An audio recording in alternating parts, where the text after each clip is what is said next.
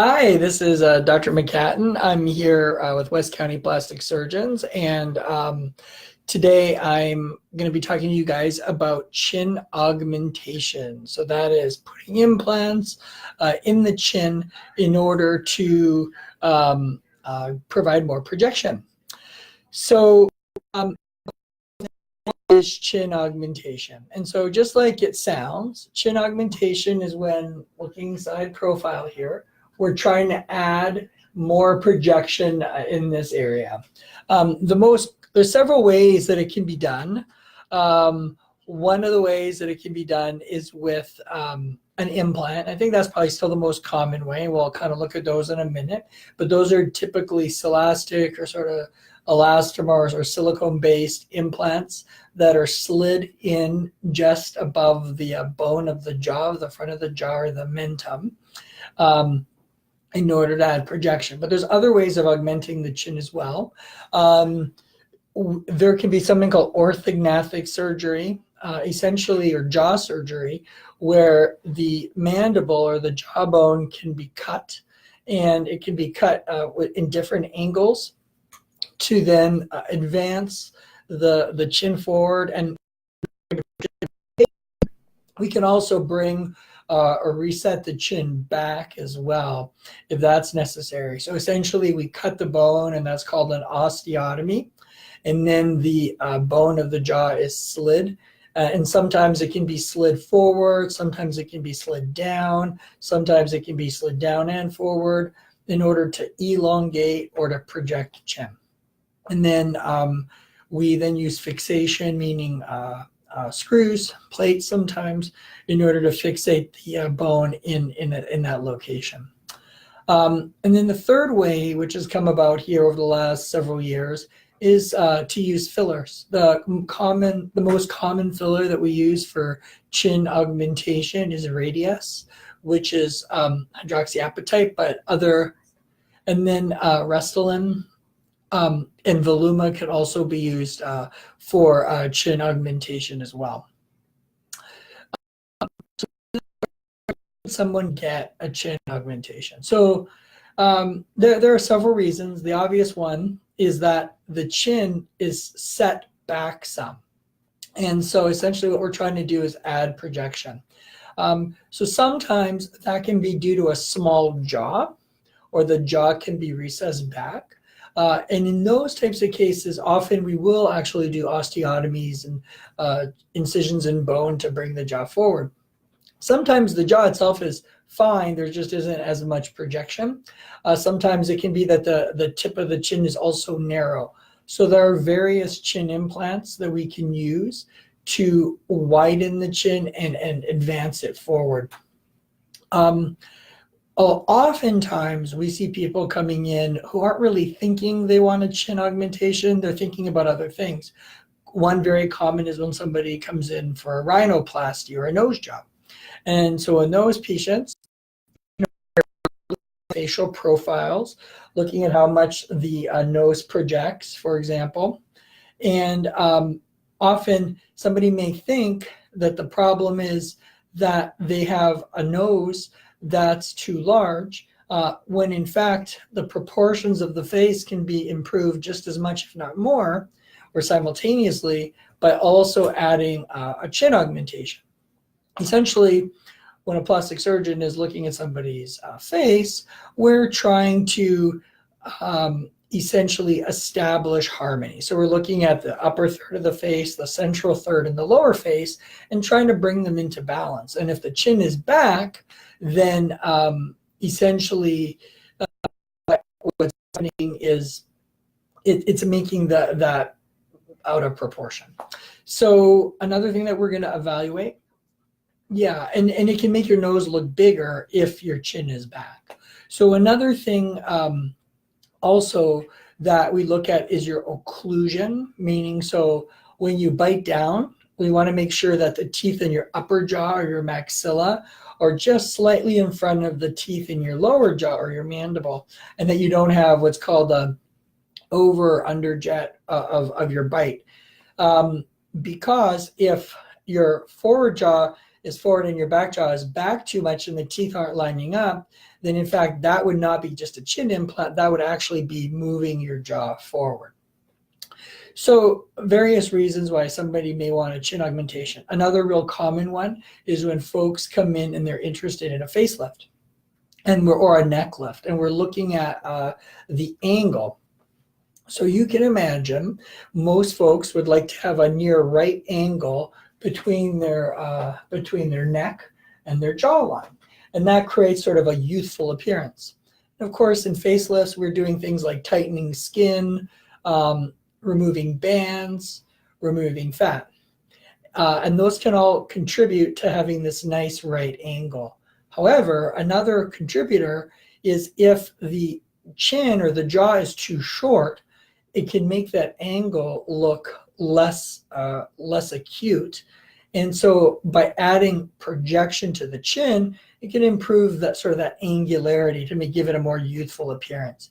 So chin implants can be used in conjunction with facelifts, with rhinoplasties, with neck lifts, or on their own as well. So one question is it obvious when somebody's had a chin augmentation? And so the answer is no. I mean, I think the chin augmentation can be done in different ways. I prefer to make an incision usually on the inside of the mouth, but an incision can also be made underneath the chin as well. And I think it is a case-by-case basis as well. But essentially the scars are really well concealed. And essentially what we're doing is there's a small muscle that attaches the lower lip to the jawbone, and we're essentially sort of lifting that away. There's nerves that are sort of on either side of the central part of the chin. And this, it's called the mental nerve, and this nerve provides feeling to the lower lip. So when we do a chin augmentation, we're sort of sweeping that nerve off to the side so we don't damage it. It can be stretched sometimes. And we're sliding that implant in along the chin, and we're trying to get it pretty down low on the very bottom of the chin so it sits nicely. When we do it, we dissect a nice pocket to fit that chin implant. Sometimes we'll use a stitch or even an absorbable screw to hold that implant in position so it doesn't slide around or kind of kick off to a side. And then we sew it up. And so at first, there can definitely be some numbness of the lip. There can be some swelling, like with most types of surgeries. We want to make sure that people have really good oral hygiene, meaning that they're using mouth rinses and such to keep the area clean, particularly if we made the incision through the inside of the mouth. But they heal up really, really well.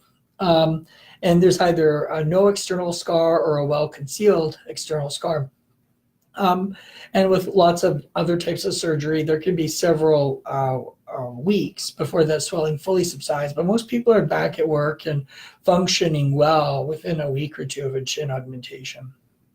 Another question that's come in is, what procedures are commonly done along with a chin augmentation? And so this kind of goes back to what I was talking about before. So rhinoplasty or nose job is a very complementary procedure to a chin augmentation. In other cases, a facelift procedure or a neck lift to improve that contour of the lower third of the face and the neck. And the third instance where we'll see complementary procedures would be in patients maybe who have under projection in other parts of their face, whether that be stuff like fat grafting to the face or additional facial implants such as malar or cheek implants, for example, can also be done concurrently with a chin implant to try to restore that facial balance and that facial projection. Another question was, will a chin augmentation change the appearance of my neck? And it definitely gives the illusion, I believe, of a better angle to the neck, a more youthful angle. So if you're lengthening your jawline by adding that chin projection, it makes that relative angle that you make between your neck and your jawline more acute because you're lengthening this vector. And so I do feel that in many cases, the chin augmentation will improve the appearance of a neck. And then one question was, what is the effect of a chin implant on the appearance of your nose? So again, I think we kind of mentioned this a little bit before. The big thing is if you have a receded chin, because your chin is further back relative to your midface or your nose, it makes your nose look bigger. So simply by adding projection to a chin, if it's under projected, will improve that harmony and give better balance to the proportion of your nose. And in some cases we do both. Sometimes we reduce the nose and do a chin implant to restore that harmony. And then can a chin implant move? So yeah, chin implants, it is possible for them to rock around, yes. So that's why we are doing things like being very precise with where we make a pocket to put the chin implant. It's why we often will fixate a chin implant to the bone so it doesn't slide around. I have a couple of templates of chin implants here which I can show you. These are Implant Tech chin implants, and I'll just bring out a couple just to kind of show you the variation in them here. So here's a couple chin implants. This is one. You can kind of see it here. But essentially, the incision is made on the inside. Oh, look at that. Dr. Tenenbaum is here visiting and critiquing. It's perfect.